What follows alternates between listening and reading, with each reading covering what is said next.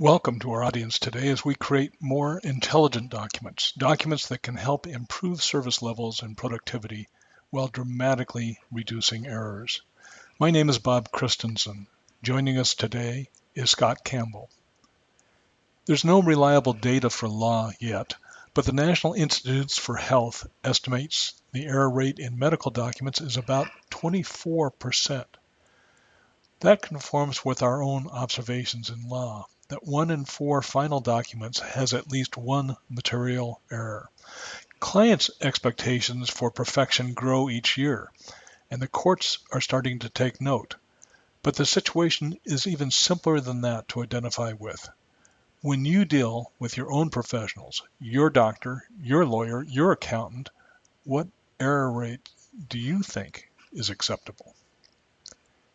It's been 5,000 years since documents took on a paper persona to become the real bedrock of civilization.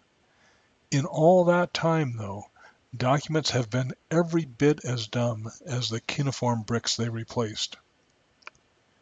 Most of today's solutions to improve document productivity seem clunky, heavy, complex, and incredibly expensive to purchase and operate. They need to be simple, user-friendly, intuitive tools that anyone can master. We've identified 4 levels of intelligence to which your documents can aspire. At the end of Scott's presentation, we'll point you to ways of taking your documents to a more productive level. Scott Campbell has 2 titles with our firm. He is Director of Digital Experience. As such, he has oversight of everything that interacts with our users and customers. And he is the creator of TheFormTool, where he brings his academic training in computer science to meet with his more than 2 decades and 1 million pages of hands-on word processing. Scott is an ultimate word warrior and is well along his way to dramatically improving the intelligent delivery of information from professionals to consumers. You'll find his suggestions today worth your undivided attention. Thank you, Bob. I'm going to talk about 3 things today. First, I'm going to go over your workflow and a simple change you can make that will allow you to create forms without spending a lot of additional time building up your form bank. Second, I'm going to spend most of our time today going through some tools that are built right into Word that you can use to create your form bank and make good use of it. And then at the end, I'll show off some features of the Form Tool, which helps you make smarter, faster, and easier forms. Excuse me. So to start off, let's talk about your workflow. I'm going to tell you how fantastic forms are and how you need to build your practice around them. But you don't have several days that you can devote to just building an elaborate forms library. So I'm going to show you a way you can work on your forms library at the same time you're going about your other work. Let's look at the way you're creating documents now, most likely. Let's say you have to create a purchase and sale agreement. You're likely to go into your old files and find an old purchase and sale agreement that's similar to the current deal. Hopefully the particulars will be somewhat similar and it'll be a fairly recent document so that the language won't be outdated. So that's your first step. That takes a little bit of time. Then you'll go through that document and you'll eliminate information that's specific to the previous deal, being careful not to carry any of that over. And you'll do some simple search and replace type of changes with the new party names and the new closing date and things like that. That's 2 more steps that take a little time each. And then you'll spend most of your time doing substantive revisions to the document. You might go into your files and find other documents that have language you're going to use. You'll find a paragraph that you might want to cut and paste from there and paste into your new form. When you do that, you'll have to be sure to eliminate new client-specific data that you've introduced. And you'll roughly finish your document. Then your final step is to check for errors. And this step most commonly occurs right at the end when you're up against a deadline. And you might miss things. Here we've got now 2 buyers in this deal, but I still have buyer agrees instead of buyers agree. On the signature page, I have a pronoun here that's referring to the previous deal that I didn't catch. I neglected to change a date here on the signature page, and who knows what other changes are scattered throughout the document that I've missed. Inevitably, you're going to miss something, and the client's going to walk in and flip magically to a random page in the document and point to a really boneheaded error and say, "Did you even read this before you gave it to me?" It's embarrassing. You want to avoid it. And so you spend a lot of time here in this last step checking for errors before you give it to the client. Now, I want to make just one small adjustment to your technique. You'll still start by finding an old document, and you'll still do the step where you go through and eliminate the previous client's information. But now I want you to spend even more time doing that. I've stuck even more clocks on here. I want you to do a super thorough job of eliminating every last point where there might be any potential change. Flag everything here that's going to have to be looked at. Take your time on this, and then when you're done, you have a completely sanitized document here that you can save into your form bank.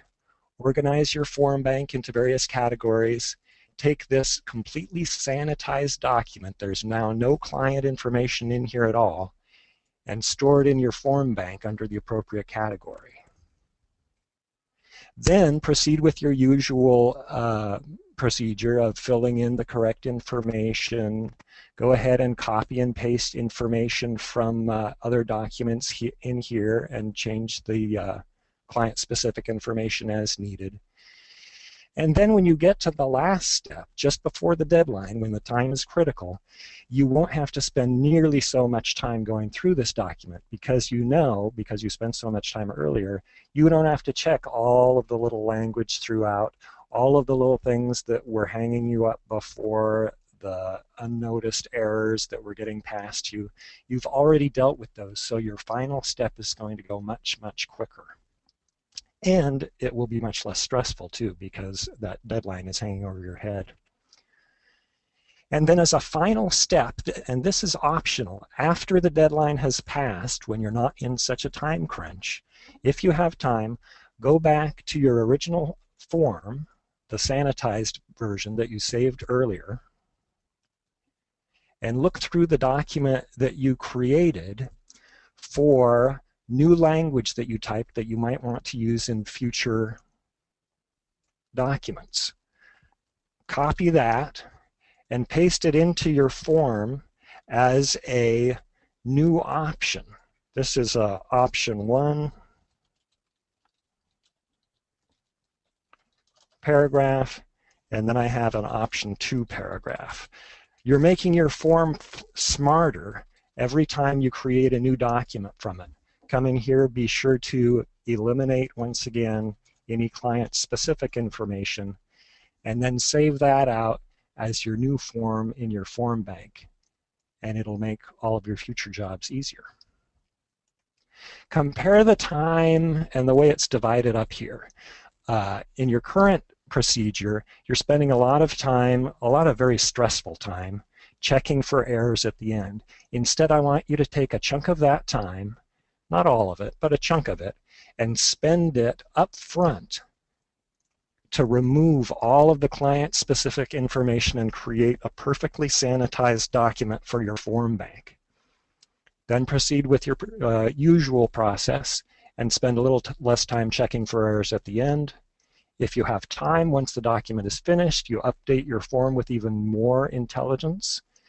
And then the payoff of all of that is the next time you have to create a purchase and sale agreement, all you have to do is open the form from the form bank, make your substantive revisions, and spend very little time at the end checking for errors. Remember, you're not introducing errors into the document as you draft the new material. You're not likely to type he instead of she when you're drafting new material. The errors are all coming from the previous document. So if you remove those errors up front, then you don't have to check for them at the end. And once you've done this, imagine what you'll do when the law changes and you need to change the language in your purchase and sale agreement, or maybe just something occurs to you that you can do better and you want to change the language. Maybe you discover a typo in your finished document. All you have to do is go back to your form, make any corrections that are needed, save the form back into the form bank, and you know that every single purchase and sale agreement that you create in the future is going to use the correct language. It's going to have that pesky typo removed, and you'll live happily ever after. So that's the adjustment I propose that you make to your work process in order to build a form bank as you go. Now we're moving on to phase 2 of our talk here. And we have a handout here. We'll have a link to this handout available at the end of the presentation that you can download for yourself. And I'm going to go through this with you now, and we'll cover the information in it. First off, when you set up a form bank, I need to tell you the difference between documents and templates in Word. When you're in Word, I'll just type a couple of words here. If I click File, Save As, I have a choice here in the Save As type box of saving this as a Word document, which is what you usually do, or saving it as a Word template. And templates are forms. It's important to save your forms as templates, and I'll show you why. If you go to your form bank, I'm going to open up this folder right here where I have some forms. And I've got some will forms here. Here's a simple will saved as a document, DOCX extension. And here's the same will form saved as a template, a DOTX extension. When you use the one that's saved as a document, I'll just double click this to open it up. It opens the form itself. If you look up at the title bar here, you can see I have opened my will simple form. If I were to make some changes in here and then click the Save button, it's going to overwrite my form with the changes that I've made. People commonly destroy their form banks by saving client-specific information back into the form bank. You don't want to do that.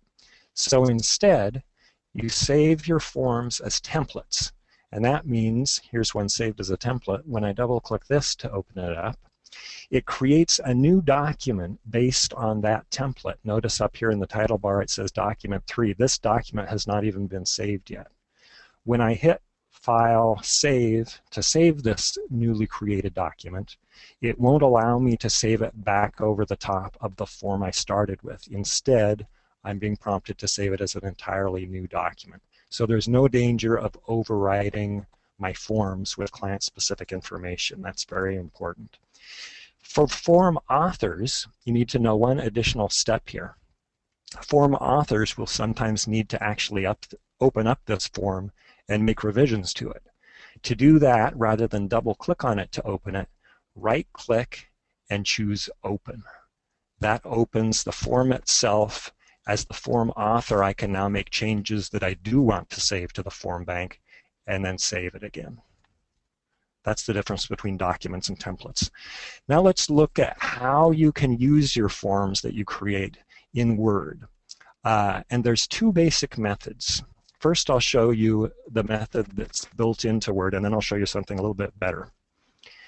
In Word, if you save your forms somewhere in a folder, here I've got mine saved on the C drive in a folder named Forms, and you subdivide that into various categories. I've got several categories here.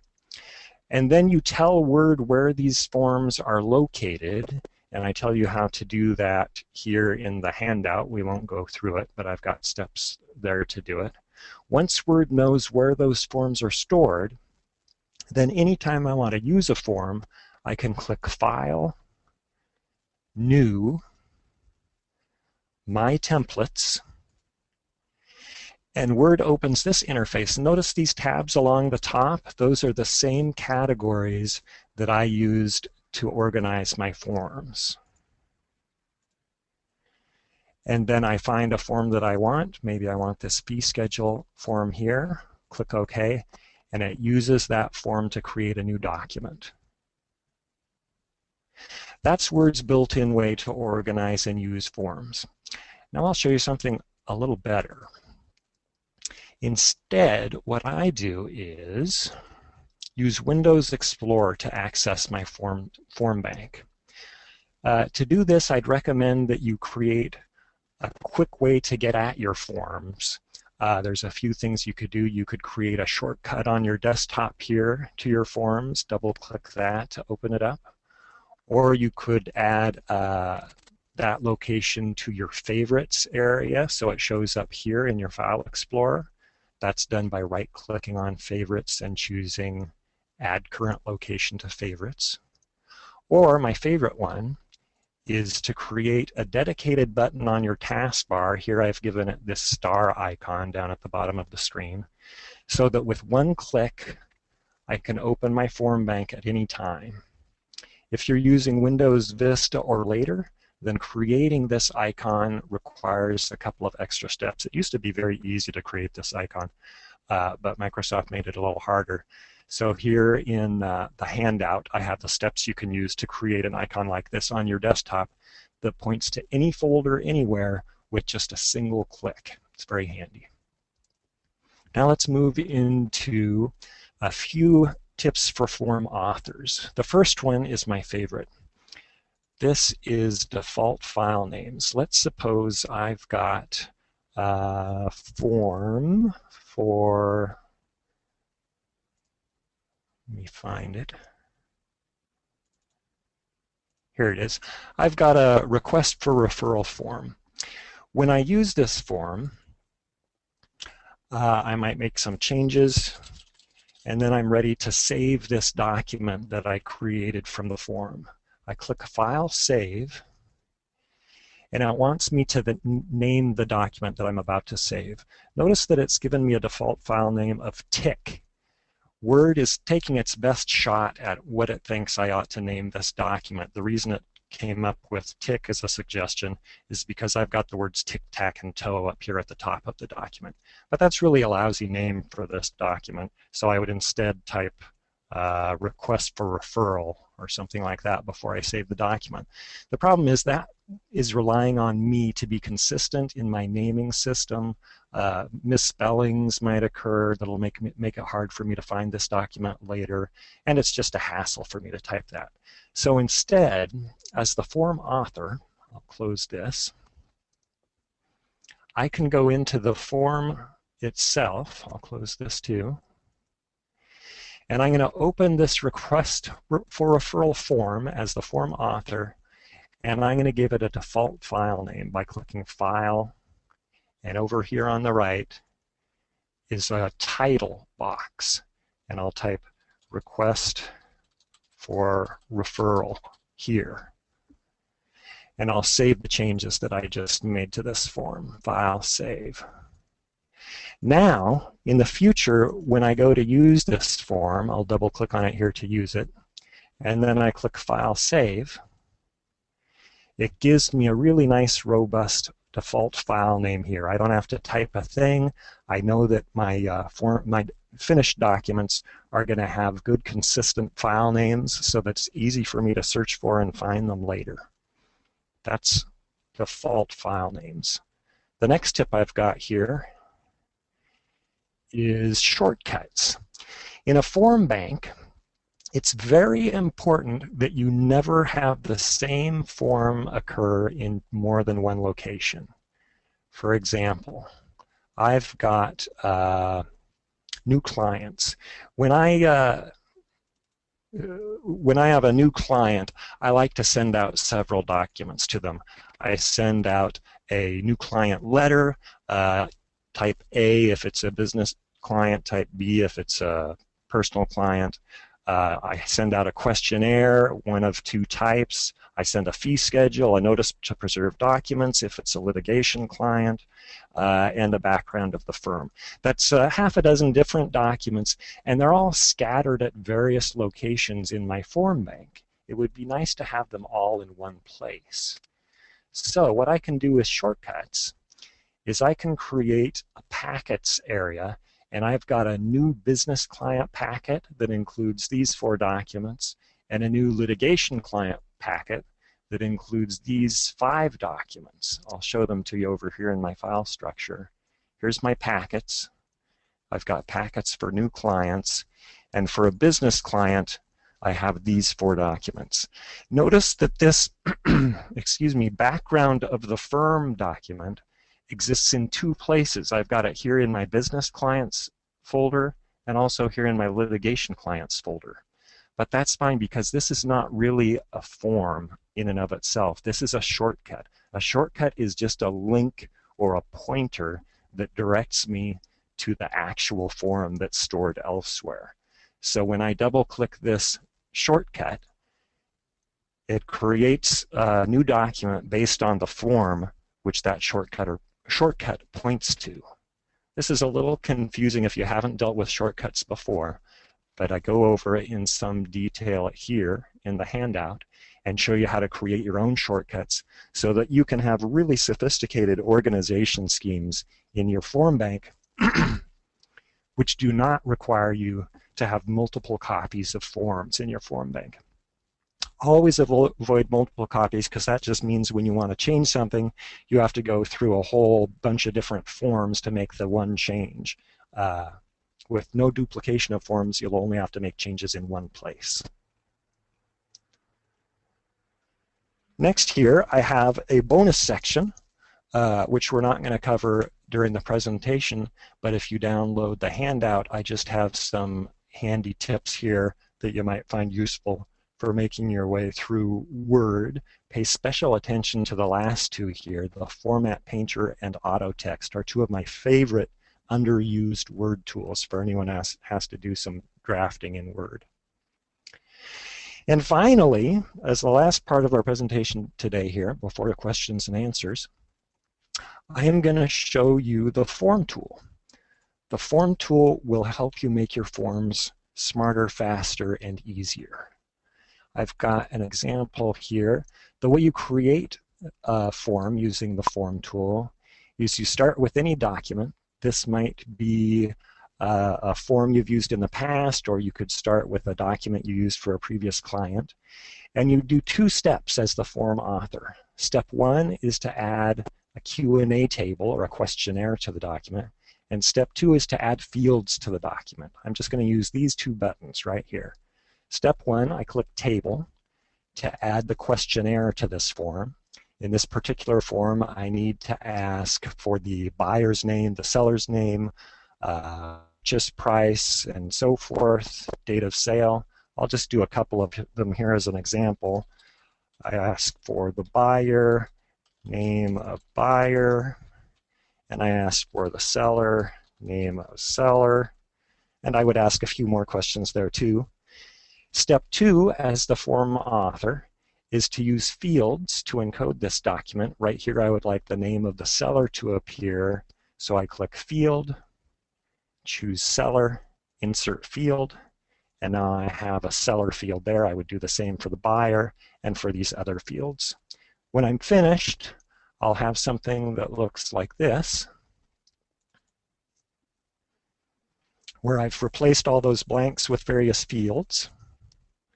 And then as the form user, what I do is come down to the questionnaire here, type in the name of the buyer, the name, or name of the seller rather, the name of the buyer, Jane Smith, purchase price, I'll say $100,000, date of signing, January 1st next year. And then step 2 for the form user is to click this fill button, and all of that information is transferred up into the body of the document. Notice that a couple other things have happened here. As the form author, I decided the format that I wanted the date to appear in here, which is different than the format I used for the date down here. Notice that the name John Doe is appearing in upper lowercase there, but in all uppercase down here. And this is the best one. Notice that the purchase price has been expanded out into words here and uses numerals with 2 decimal places here. So as the form author, I have a lot of control over how this information gets used in the document. That is all done with the free version of the Form tool. You can download that today and start working immediately to accomplish that. The last thing I'm going to cover here in my last couple of minutes is just to show you, I've got like 6 examples of how the pro version of the Form tool is going to help you be even more sophisticated in your forms. This one, for example, has a lot of fields that depend upon a pronoun. He, she, verb forms is, are, singulars and plurals. All of that is driven by a single click by the form user. The form user chooses a pronoun to associate with this person, and then when they click the fill button,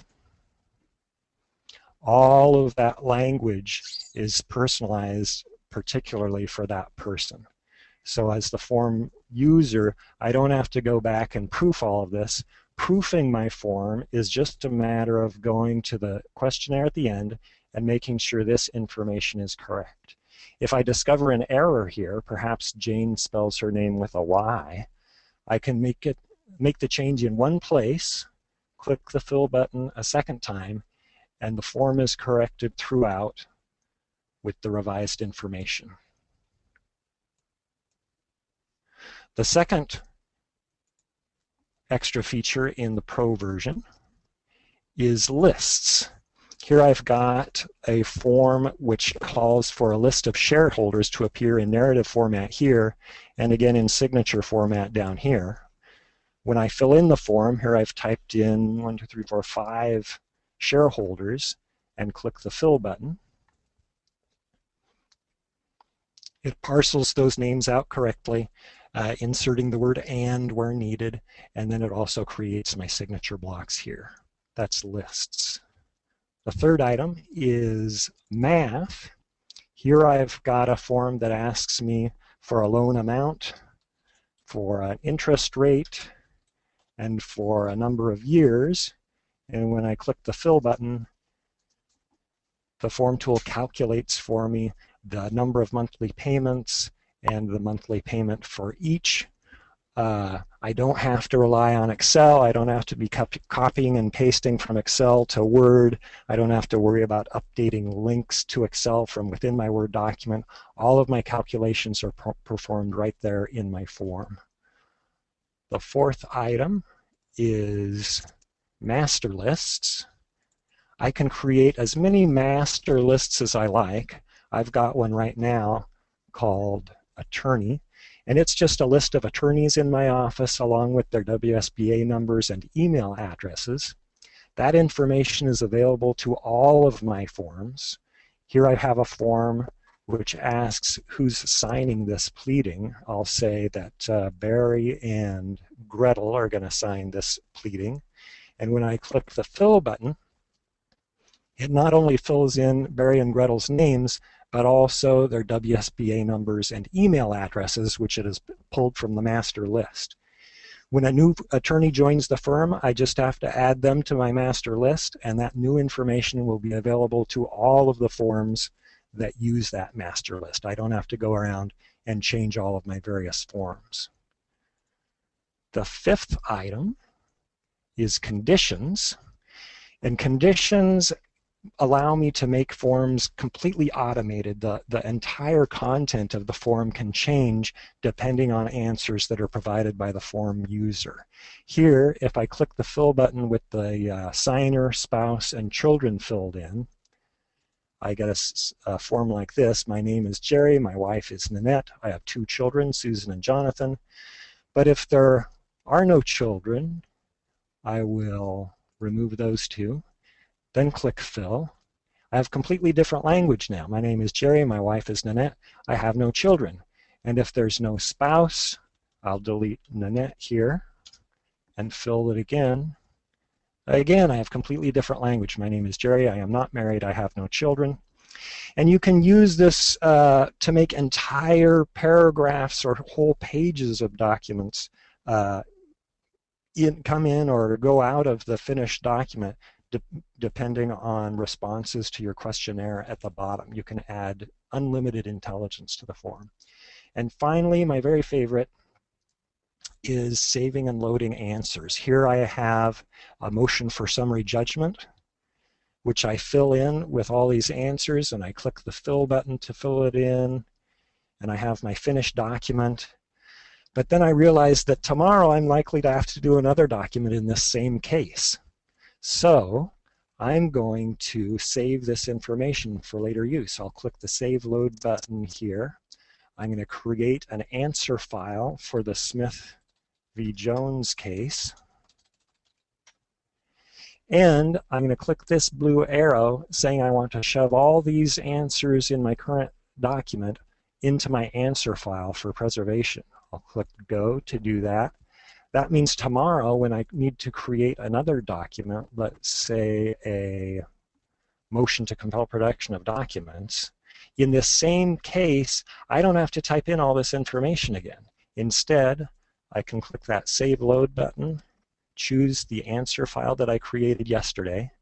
This time click the left blue arrow, which means I want to take these answers from the answer file and push them over here into my form. And I've saved myself a lot of typing and potential typos.